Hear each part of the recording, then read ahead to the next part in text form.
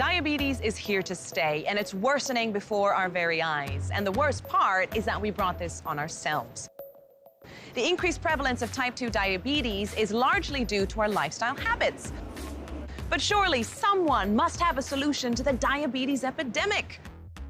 So, how do we save ourselves from ourselves? Are there solutions? Can we reverse the effects of diabetes? Today we investigate, how do we get out of this mess?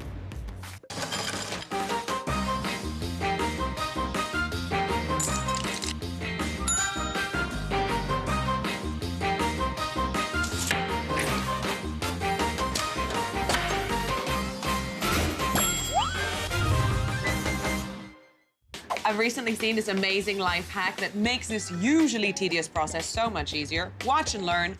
All you need is a straw. You place that at the bottom of your strawberry, right in the middle, and you push it all the way through, and boom! Look at that. It's delicious.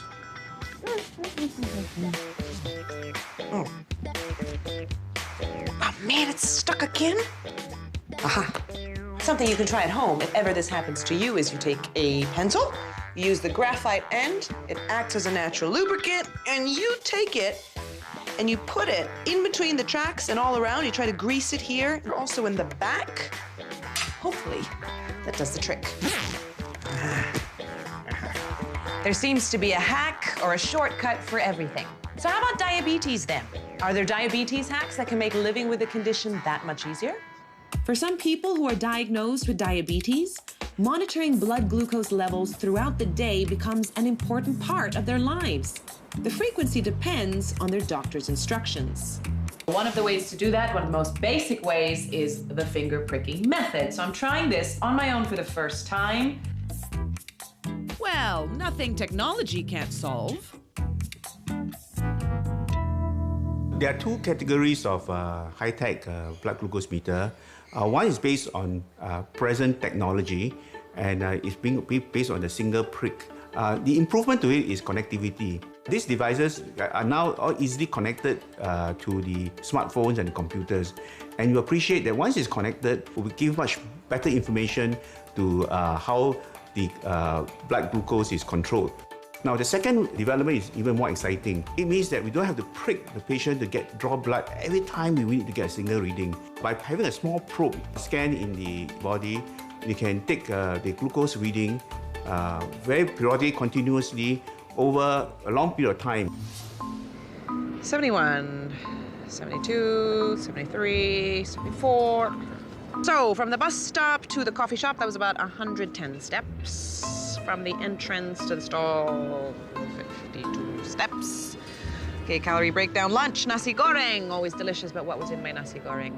I don't understand why these foods don't just come with nutritional labels. It is so hard to understand how many calories that you are consuming. It's crazy. And I didn't add how many calories in my shake. The best habit and food tracker is the one you have with you all the time. There are plenty of mobile apps that can save you the hassle of doing your own calculations of calories and number of steps you've walked. The apps can even analyze the data and chart your progress. In the old way, we have to give patients a little book in which they have to scribble in all the facts about food and exercise and so forth, and very tedious. Often they will forget. The mobile apps take the tedium out of tracking. You could get a very good overview of exactly how your diabetic control is going. I don't know about you, but I absolutely adore going grocery shopping. Every time I come to the supermarket, I know exactly what I need, but I do not leave until I've explored every single aisle. Oh, look, the packaging's so pretty. Extra savings, we've got a sale, yes please. I'm in that, okay. 3 for 1. Okay, I think I overdid it again. Maneuvering around a supermarket can be tough if you're looking to eat well and shop healthy. But I've been told if you want to become a smarter shopper, you have to try this. Shop the perimeters. Now, is that fact or myth? Let's find out.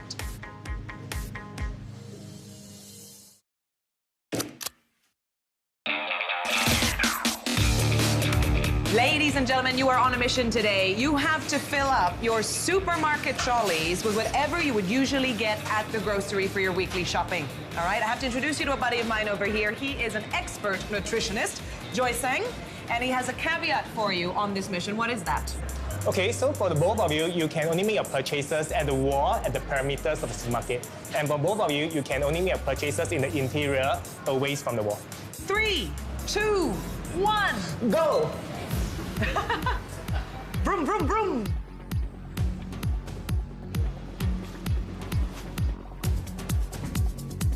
So I have to ask you, the idea of shopping around the perimeter and that being a better thing, is that fact, fiction, or somewhere in between?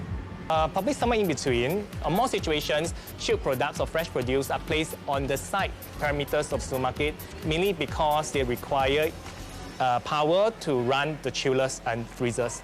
That's why there's higher chance that you can find fresh produce on the perimeters, but there are also situations that is not the case. So for example, next to us here, all these are fresh fruit and vegetables, which definitely are recommended for our consumption. They do not require chilling and refrigeration. That's why they are placed over here. Yeah, so it may be a rough gauge, but depending still on the layout of the market. So the best is still to look for food labels if you can understand how to read it, to interpret the information with it. 3 minutes, everybody.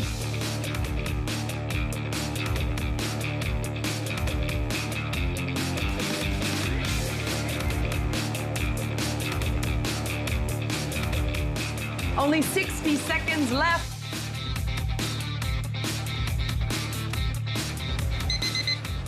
All right, everybody, your time is up. Welcome back. Did you have a little bit of fun?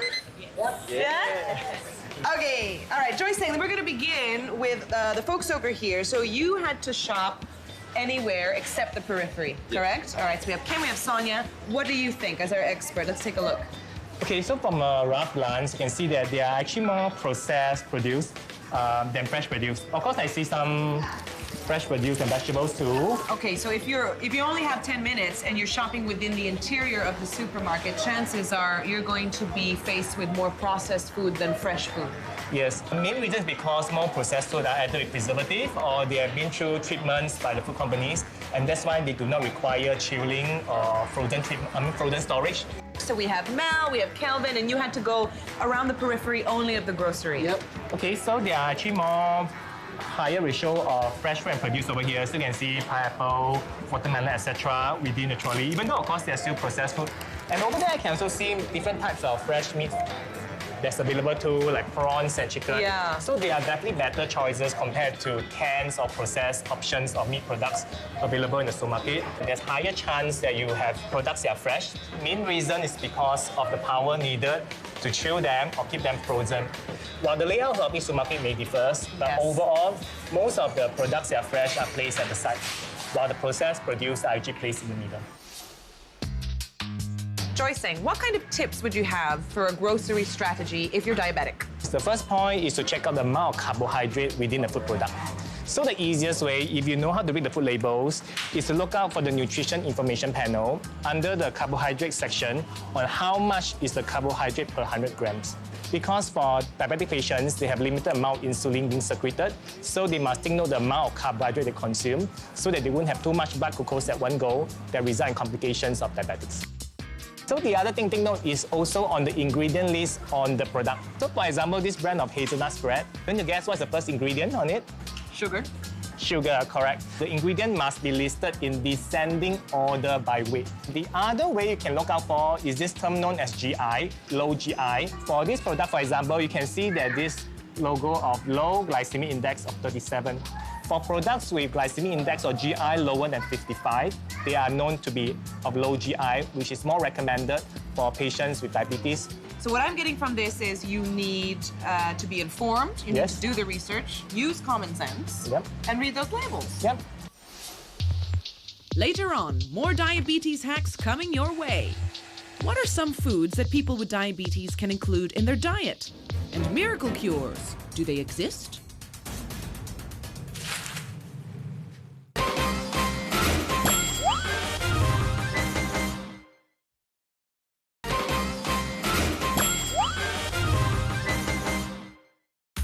Earlier on, we looked at some tips that can make diabetes and healthy living more manageable.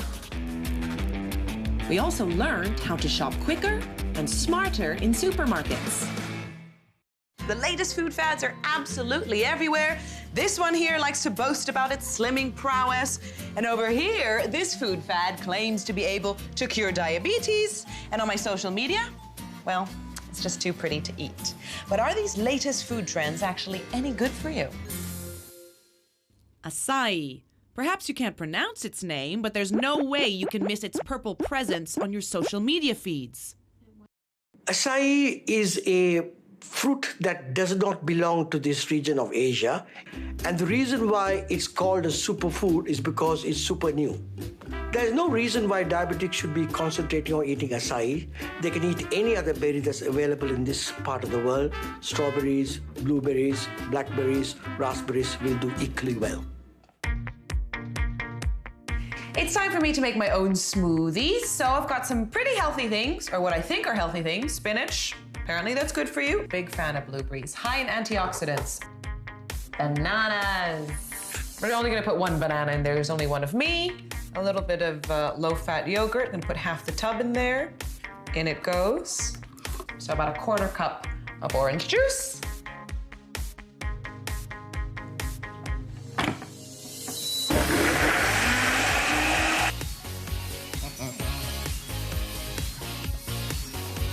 Oh, that is quite good. Right, let's calculate the banana in there, the blueberries, the juice, spinach. Oh, it's higher than I thought. 300 plus calories for all that. That's pretty interesting because we always think that fruit is healthy, and fruit is healthy, but there's a lot of fructose in there. So there's natural sugars that I didn't really think about. The smoothie has all the rich parts of the fiber and the phytates and all of the compounds in a fruit that will not be present if you make it into a juice, a clarified juice.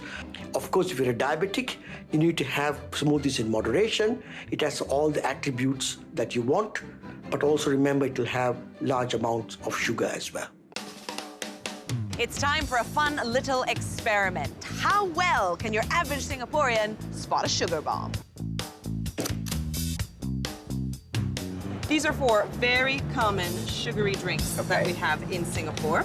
I'd like you to try a little bit of each, and then arrange from highest amount of sugar to least.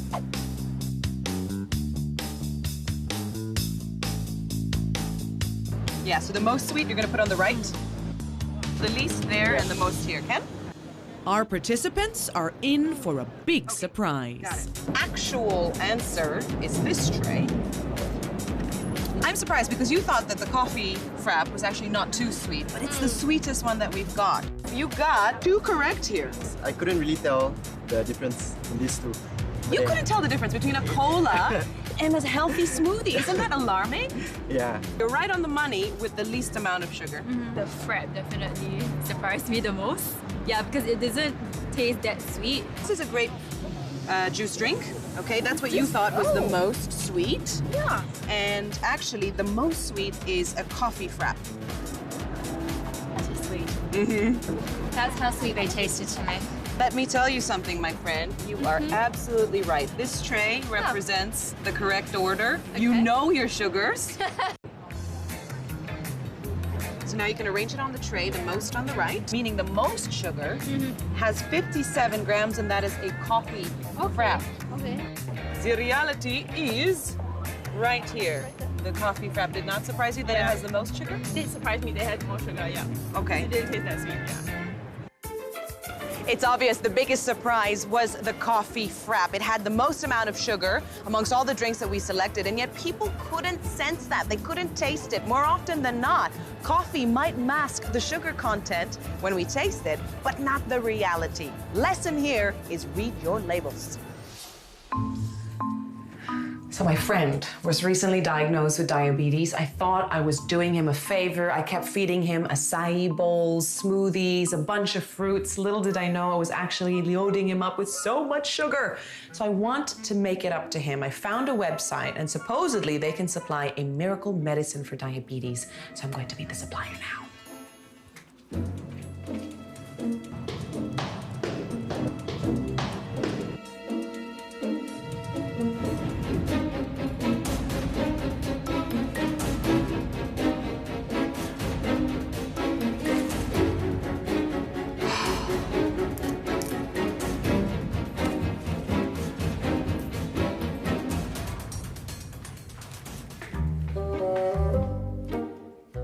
There's no miracle cure. There's no tablet that can possibly sort of fix the problem in 1 or 2 or 3 weeks. If that was the case, then every doctor would be recommending this, and this would be like a new profound medical treatment specifically made for this. While there aren't any miracle cures out there, there are websites like this one that doesn't sell you any elixirs, but instead gives you the tools you need to manage diabetes. Coming up, we see how a diabetes diagnosis is not the end of the road, and how screening is the first and most important step to fighting diabetes.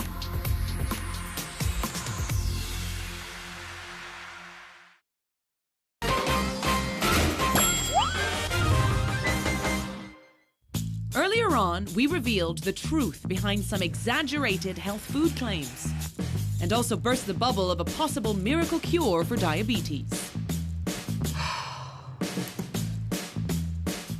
Let's face it, as of right now, there is no cure for diabetes. But I'm about to meet a model patient for anyone who's struggling with diabetes. A model patient. Does that actually exist? Let's find out.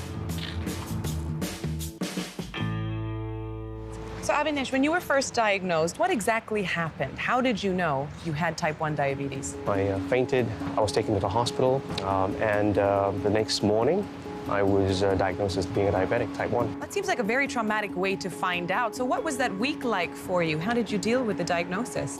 When I got the news the following morning, things slowly started settling in.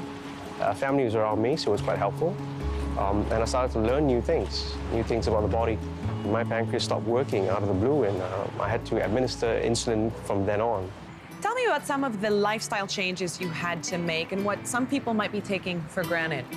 So having to know what you eat, having to measure what you eat in relevance to what medication I was taking, that whole journey changed. I had to basically measure every meal, take that amount of insulin, and ensure that my sugars don't go too high. Of course, there was the fear of having the sugar drop really low as well.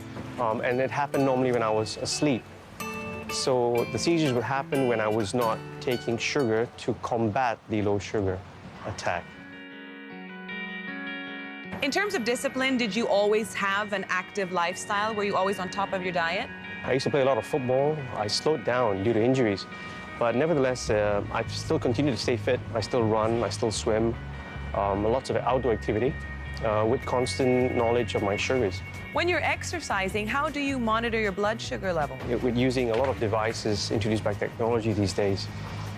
For example, I've been on a diabetic pump since earlier this year. It administers insulin into through the wires into the catheter, into your bloodstream. Yeah. And it's not painful at all. Initially, the concern was how would I be able to swim? The pump is completely waterproof, and it doesn't really affect any lifestyle. And that helped regulate my blood sugars throughout the day, besides having random meals or snacks.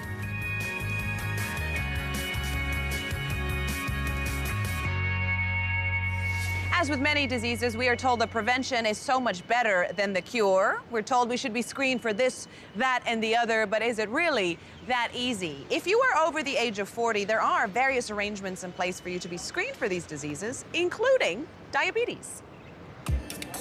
For those of us under the age of 40, how do we go for a screening test without necessarily looking overly paranoid? The tricky thing about diabetes is that the symptoms can be so subtle and easily overlooked. So how do we know when a screening test is in order? If we look at the guidelines, 40 is when we should go for health screening for the chronic diseases, whether it's diabetes, cholesterol, or blood pressure. Now, if a person has risk factors, all right?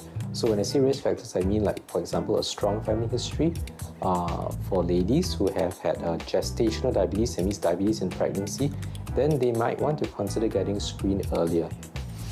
Now that's where the diabetes risk assessment tool comes in very handy. It's a very quick and easy survey or quiz that you can do online, so I'm going to have a stab at it.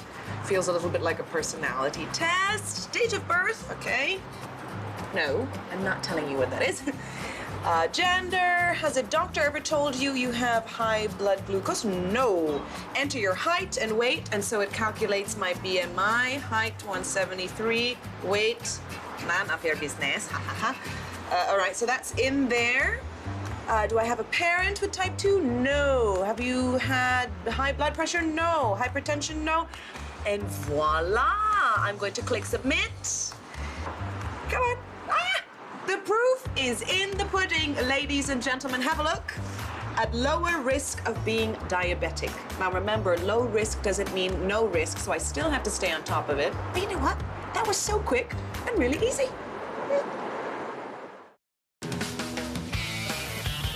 As with all medical conditions, and especially diabetes, the earlier you diagnose it, the more control you have over it, and hopefully, the better the outcome. If you are tech-savvy, get acquainted with those latest technologies and mobile apps, because hopefully they'll make living with the disease that much easier. And stop asking for shortcuts and miracle cures, because let me break it to you, as of now, there aren't any.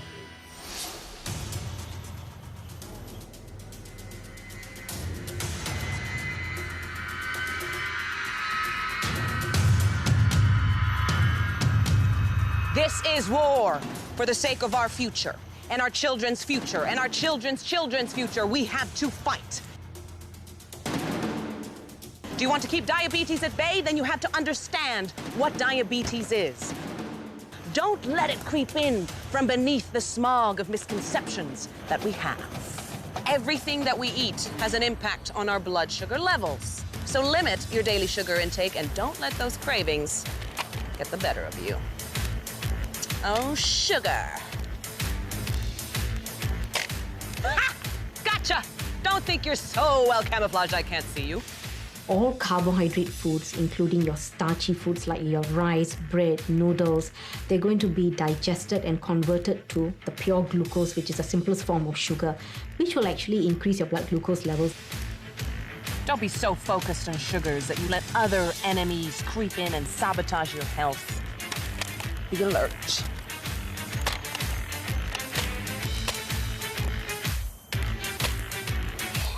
Protein plays a major role in glucose control of the body. When you have got kidney problems and kidney failure, people that are at that stage where you need to reduce the amount of protein that you consume. For those general people with diabetics and pre-diabetics, of course you can have them, but in moderation, use common sense, and I'm sure everything should be fine. If you want to be combat ready, you've got to be fit. Even though there's no cure for diabetes at the moment, so much of being able to control the progression of the condition is actually in our hands. Diabetes doesn't have to be a death sentence if you don't let it.